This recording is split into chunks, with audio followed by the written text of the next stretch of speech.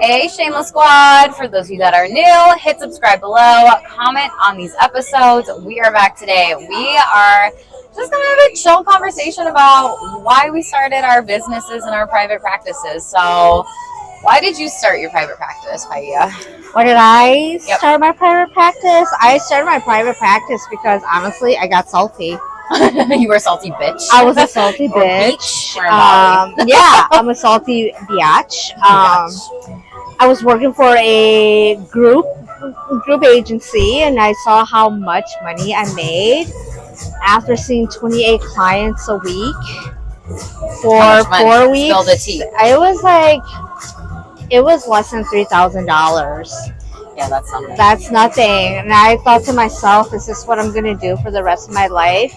See 25, 28 people a week and make less than $3,000. And I thought, you know what? I can't do this. I can't be working this hard, making this little money.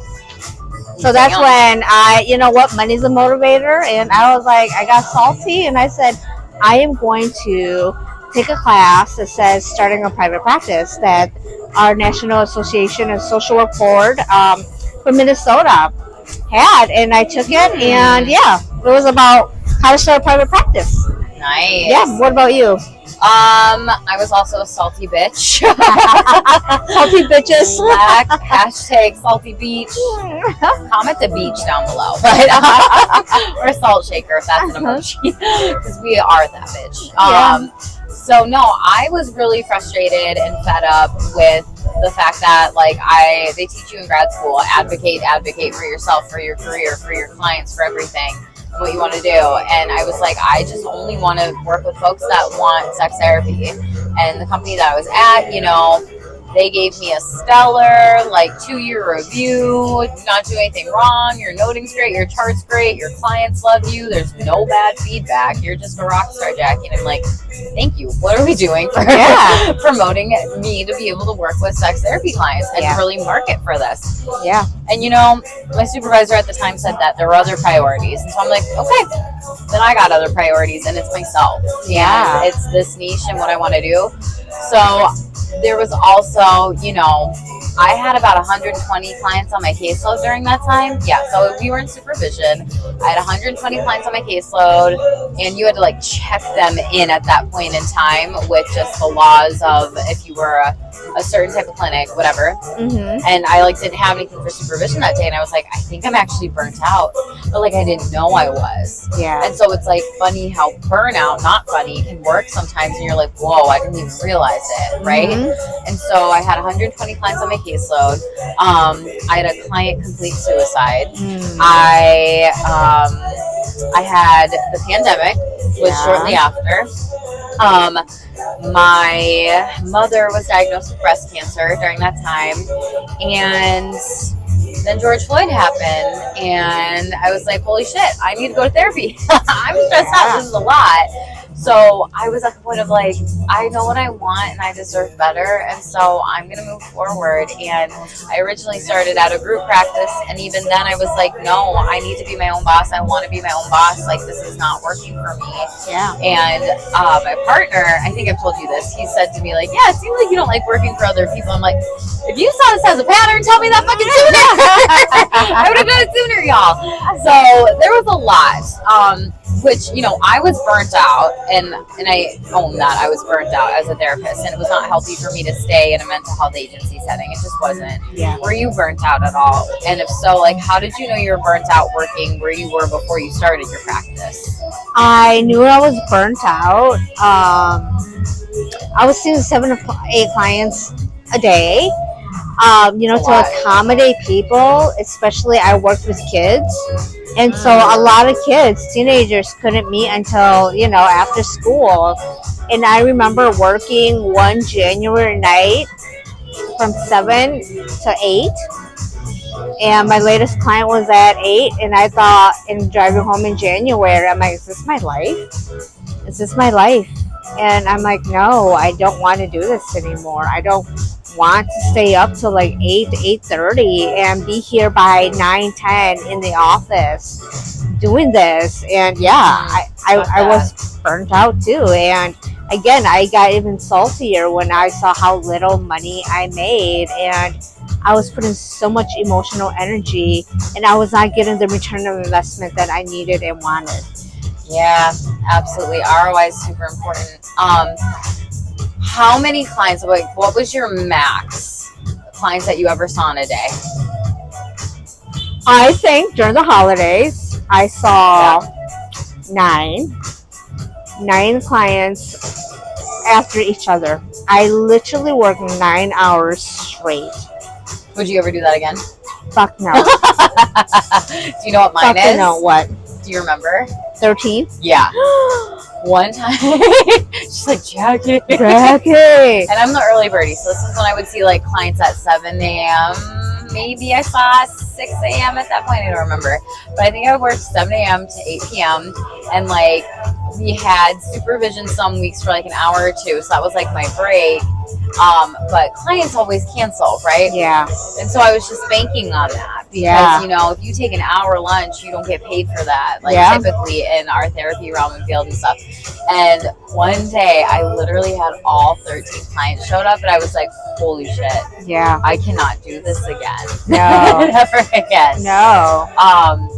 So, you know, with this pivot and this transition and this, I can't work 8 p.m. anymore or whatever, like, how did you deal with all of this change for yourself personally as a therapist? Because, you know, we help clients do that all the fucking time, but how did you work through it for yourself? How did you deal with it? You know, we tell our clients to be honest with themselves, and I had to be very honest with myself about what I wanted. And I think a lot of therapists, we tell our clients, really look, what do you want? We have to start asking ourselves those questions too. What is it that we want? And I realized what I wanted was to make good money at my own time, and also see clients when I wanted to, when I didn't want to. And I knew that, like you, I'm like, I don't work well with, I can't work under somebody else again. I like to control my own time. There's nothing like the freedom of that. Yeah. Really. And it's like, you get to do other stuff, like record these episodes and go to Bali and do fun shit, right? Right. Not that seeing clients isn't fun shit, right? But it's just one of those things where, you know, it gives you those opportunities that you can create in that door of open freedom and just say, yeah, fuck no. If I don't want to work till 8 p.m., I'm not doing it. I'm not doing that. Or if I don't want to see 8 clients in a day, I'm not doing it. Yeah. And I think that's huge. I love what you said with being honest with yourself. I know, like, I was just kind of at the point of, like, I need to be done. And I think I was where, you know, it was at the point of just, I need closure. And I was like, as shitty as it is to close off pandemic 2020, things moving into telehealth and teletherapy, like, that's all it was at that point in time. And not being with clients, you know, face to face or over the phone or whatever. For me, I think that was kind of a blessing in disguise. I think it was harder for my clients potentially. It was hard for me with, you know, just doing that, but it's different because therapy in person, you have some sort of, you have more of like a, not that it's not as good online, because there's no different in research out there. So I'm going to shamelessly truth myths bust that shit. There's no research out there that proves seeing a therapist in person versus online is more effective. None. It's just as effective. But I could just, you can pick up more of the emotional energy and you kind of feel those feelings a little bit with clients, right? And then we are trained and taught, you know, how to navigate transference, countertransference, whatever. But I was like, I think for me on this side of it was much easier because then I didn't have to pick up all those different in-person like vibes and stuff. But if I was on the side of the client of that, I know it would have been really hard for me if my therapist was leaving or doing their own thing or whatever. What do you think the intention was of starting your own business? The intention was really, like I said, control of my time. It was really control of my time, owning my time, saying yes, saying no, saying yes and saying no for myself and for clients that were not a good fit for me. You know, part of our training is working with clients that were not the best fit for us, Yeah. and we learned a lot Yeah. about what was a good fit for us and what was not a good fit for us, which I think helped us transition Yes. into private practice and say, these are the type of clients that I want to work with, and I will no longer work with those type of clients because I don't have to. Yeah. In a group setting, a lot of us had to work with those type of clients because whoever has an opening, the client will go with. And so now we get to pick and choose who we actually want to work with. Was that earlier on in your career, or was that at the time that you left, or was it both? You know, it was a time when I left. I worked with kids. I worked with a lot of people that gave me wonderful training and also gave me an idea that I'm like, I will never work with that type of person again. And it was nothing against them. It's just, it was not the right one for me. Yeah.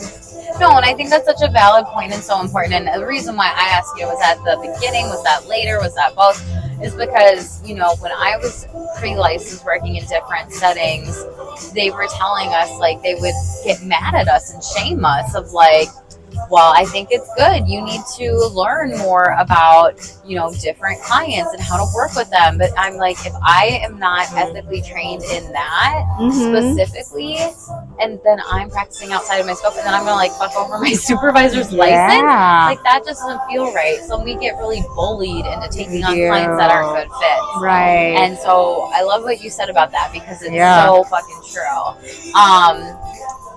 When it comes to, like intentions, I think it's so important. Like having the control, having the freedom.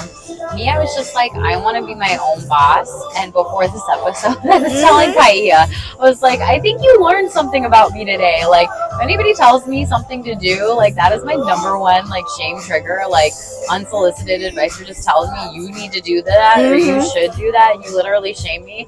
I'm going to be that bitch that does the opposite and say, I don't give a fuck energy. That literally came up today. And so I think for me, I just need to be free. Yeah. I need to feel like I can be, you know, my own fucking person and my own type of, I hate the word professional, you know this. I don't know if they know this, but I fucking hate it because we see it as one thing. And you know how Poiab's, her definition of professional, my definition of professional might be different versus other people's out there. And so I just need to be able to have that freedom of me saying my shameless self with my clients. And I think it's different when you work for someone else a little bit, quite frankly. How did you decide the name of your business? So my business is Your Own Pathway Therapy.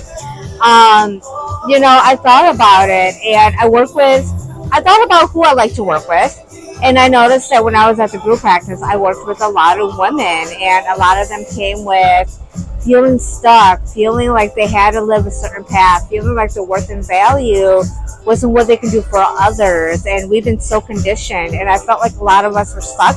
And this includes like all the clients too, like men too, where a lot of us came to therapy because we were essentially living a lie. We were living a lie, and we felt like we had to live a certain way to check the boxes of society, of whoever, and we couldn't choose our own path. And I wanted my therapy to be all about choosing your own pathway, about, hey, it's okay, you can choose your own pathway, and let's work through that. So I really wanted to empower people to just say, you know what, I'm going to be my authentic self. I know I have these boxes that I had to check, and other people have it. I'm not a loser. I'm not behind. I don't have the ideal success of what everybody has and what society has. And I could check my own box of success and say, hey, I chose my own pathway, and this is my life, and I'm going to own it. So your own pathway. Yeah, what about you? Well, I grew up with a lot of shame, and I saw a lot of shit that I probably shouldn't have seen. And I am that person that's just saying shameless. It's shameless, you know, therapy, consulting, whatever. And I got all this feedback from other people like, damn, I should have named my business that. I'm like, but you couldn't, because you were not me and I am not you. We couldn't have the same business name for a reason, because you have a story and I have a story, and they're both valid and they're both different. And that's what makes us so beautiful and incredible. And I have just been this person that has always been told what to do, how to act, how to behave, how to be a nice young lady, what to eat, what not to eat, just all these stupid fucking things growing up, right? Just rules. And like I said, like I'm a little bit of a rebel and saying, fuck that shit, I'm not doing it. And I don't ever, like, I truly try my best to never use the word advice because there's so shaming in it. Yeah. And so even with my clients that work with me, I always ask them permission. Can I share feedback with you? Yeah. Because that's the shameless way how you do it. And my clients, majority of the time, will always be like, yeah, that's why I'm here. That's why I'm here. I'm just like, I want to make sure though, because sometimes people aren't ready to hear it, and that's okay. Yeah, that's okay. And so really, Shameless is truly about being your fucking authentic self, growing and always working on yourself personally throughout life. Like, be that you're working on yourself age 20 versus age 65. Like, I don't care. I work with 18 plus, and honestly, like, a lot of clients that actually like working with me are older than me. And so I think that's super interesting. And I think it's because, you know, I am a rebel, and my website has the word fuck on it. And I just talk like I talk and whatever. And I think people just like that authenticity rather than the boring therapist with the black backdrop, no personality, dry, and this like corporate type of mentality. And I'm just not about that. And the board and So that's what I did. What do you think are the benefits of starting a private practice, or like what is private practice or your business like given back to you? Time, freedom, being authentic. It's giving me opportunities to meet other amazing people. Honestly, if I was an agency, I would not be here in Bali right now. I would not be here in Bali. I would not have met you because, again, this is nothing against other people. This is just me. But I would have been working my butt off. I would have been seeing 40 people. I would have been documenting. I would essentially be in survival mode. Like, I would have been so tired. I would have just been, I think I would have been a very jaded therapist, quite honestly. Isn't that sad? Because you also hear, at least I've also heard, that there's lots of jaded therapists out there who own their own business. And their own private practice. And they're like, you're young, Jackie. You keep reading and learning. I'm too old for it. I'm like, no, you fucking aren't. That's literally age shame for yourself. Right. And as therapists, we always have to learn. If we don't learn anymore, what good are we for our clients? Right, exactly. No, so I definitely get what you mean with that one for sure. Jaded therapist and the benefit of freedom and time and being able to just say, I'm going to go to Bali. But I'm going to go to Bali. We're going to be here. And like, what has given you starting your own private practice? It's given me so much. Like, I've been on, you know, a podcast with Alyssa from The Circle. Shout out to you, Alyssa, if you ever watched this. I've been able to be on other podcasts, some from therapists, some from other people just out there that want to be on it. I've been able to network. I never networked when I was in an agency setting. Like, there was no energy left for that at the end of the day. I've been able to, help people in therapy and coaching and consulting. I've been able to be fucking creative and start this YouTube channel and do different types of things. I've been able to vlog, do energy reads, have stuff on my Instagram, teach people. I've been a CEU trainer. Like, I've been able to learn so much because of my business. And I think one of the biggest gifts of that is just like freedom and the tax write-offs too. Those are damn nice. Like, being able to really honestly have a business that, you know, you can create a life that you want with it, right? Like, you and I talk a lot about, tell me, shut the fuck up, or we can cut this if you're like, Jackie, I don't want them to know. But you and I talk a lot about like content creation, how we can just see ourselves going on, you know, trips and doing shit like this. And people literally can't. And that's huge. I personally don't think this is just me, and I might get trolled for this, but I don't think therapists in mental health agency settings have the spoons to create or do any of the things I just listed.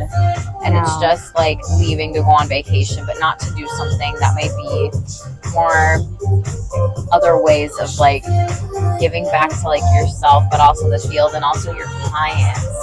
Yeah. By doing some of the creativity stuff as well. Yeah, I agree. I think we've been trained to just work with clients one-on-one, and being our business owner, we've like, oh my God, we have so many skills and knowledge that could be used in various settings where we can consult, we can coach, we can, do other things because we have so much, knowledge. And yet we were told that we can only do therapy one-on-one. So a lot of therapists, that's all they do. And if that's what you want to do, that's great. For therapists like us, where we're like, wow, we're badass. We've never been told that we're badass, and then we realize we're fucking badasses. We have so much, to do and talk about, and we can spread our knowledge to other people. And if I had been an agency setting, I would have just stuck to therapy, one-on-one, done my hours, see 35 people, give my hour lunch break, and that'll be it. Now I get to do all the things that I never thought that I could ever do. Yeah, absolutely, 100%. How do you think you've grown as a business owner? I'm still growing, and it's never ending. It's never ending. Or would you disagree? It's never ending. Yeah. I would say that I have learned more about myself in the last 2 years since I started my business than I have in my 40 years. Wow. That's a bold statement. That is a very bold statement. Wow. I'm gonna say my age. I started this when I was 38. I'm 40 now. What I've learned the last 2 years, I've learned more than the 38 years of my life, because I learned about myself, I learned about my capabilities, I learned about what I'm able to do. I learned that if something's not for me, it's okay. I can always pivot. If I had stuck to a 9 to 5, I would never have come to all these conclusions about myself. And so I've learned so much about myself, my strengths, and it's opened up my eyes. I'm like, holy shit, I can do a lot of shit. And if I had been a 9 to 5, I would never have. Bali would have been a vacation for me to escape from my life. Yeah, absolutely. That makes sense for sure, to just be like, let me try to breathe here, and then by the time I breathe, I'm flying back. Yeah, I'm flying back, and I'm dreading my life. I knew that I wanted to create a life where I didn't dread going back home from Bali. I mean, Bali's great, but I wanted to create a life and say, hey, I'm back home. It's fine to be back home too. It's great to be back home. Absolutely. Yeah. I love that. What about you? Yeah. I started my business when I was 29. I'm 32 now. So year 3 in October. Yeah, I think, we talked about personal growth yesterday. You were like, girl, you have done a lot, and I just see you keep doing a lot. And I was like, yeah, I don't always stop and smell the coffee.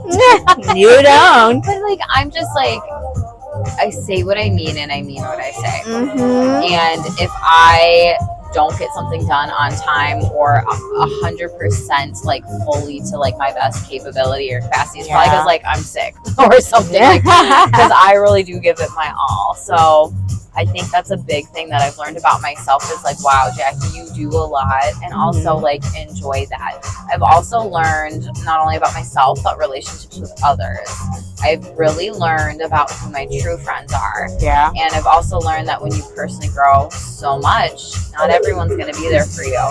And not only that, there's a lot of, and we'll talk about this in another episode, ambiguous loss, but there really is when it starts, starting your own business and moving from a big company setting like that. You lose supervisors, bosses, friends, admin staff, other therapists, whatever, a paycheck, right? Community.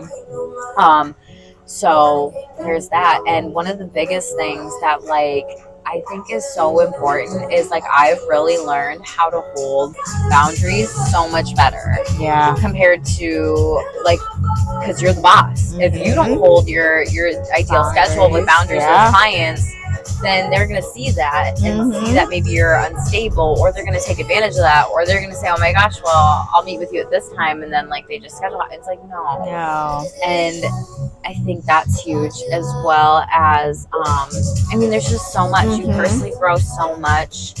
You really are the person that's making the decisions. You are on a lot. And what I've learned is, like, when I'm on in business. When I'm off, I am off with business. So my life outside of business needs to be easy. And if it's something that I don't want to do, I don't want to do. Like, I need to be very clear-headed. And I joke with my partner, who's also a therapist, as you know, and I say, you know, I get to be picky outside of my job, because being a therapist, they teach you, don't be dualistic, don't be all or nothing. You can't do that with clients. You need to be multiplistic. You need to see things from different lenses. And a lot of times it's not always a yes or no answer. It's a depends. And so I think it's nice to have space for this multiplisticness, like in sessions with people. Outside of it, though, I have to be on the ball with decisions. If it's not a fuck yes, it's a fuck no. And that also does translate into other things of, like, people that might want to collaborate, or opportunities, or just take advantage of me and my knowledge. And if it's not a fuck yes, it's a fuck no. So I've learned a lot, I guess you could say, personally. I've learned a lot about business. I've learned a lot about myself. I've learned a lot about others. I've learned a lot about relationships. I've learned a lot about trust. I've learned a lot about business plan, taxes, SEO, coaching, therapy. Just, there's so much. The list just goes on and on and on and on. So, final thoughts on all this stuff, you know, starting a private practice and everything we talked about. Anything else that you have to add for this episode? You know, if there's any therapists watching this, and if you want to start your private practice, do it. Just do it, own it. You know, there's lots of resources out there. You know, and do what is best for you. Again, we tell our clients all the time to do what is best for them. And therapists, I know we don't hear this much, but really do what is best for you.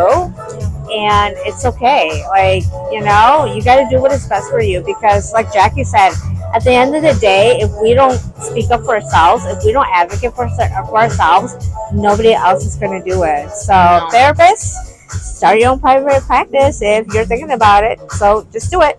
Yeah.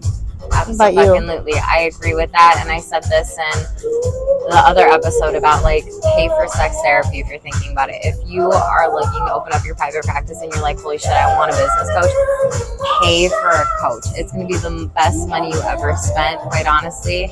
And you're going to learn so much about yourself. And that business coach who's a therapist is going to be able to help you with so many damn things. I know I coach people when it comes to this stuff. And I think one of the biggest things is therapists know the ethics. I've worked with business coaches who don't know our ethics, and that's one of the most frustrating and annoying parts, because then it's like you're teaching them about what they already need to know, and for you, let's just like hop, skip, and jump that and come on through. And so really, I could get trolled for this, or people might be like, oh my god, you rich bitch. No, like, I paid out of pocket for a lot of this shit, and I had to earn, you know, all this money back, but I paid $6,000 to be able to work with business coaches.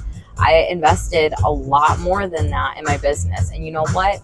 That came back times 16 at least. I don't know what the math is now, but within the first year, that came back at least times 16. So if you're like, oh my gosh, I don't know if I can afford this, yes, you fucking can. Will you afford it? And so think about your priorities with things, budget for it, save up for it, just do it, because it is a lot of hand-holding to be able to open up your own business, and you don't have to suffer, and you don't have to feel lost in doing it by yourself. So that's the shameless truth for today. So thank you all for being here.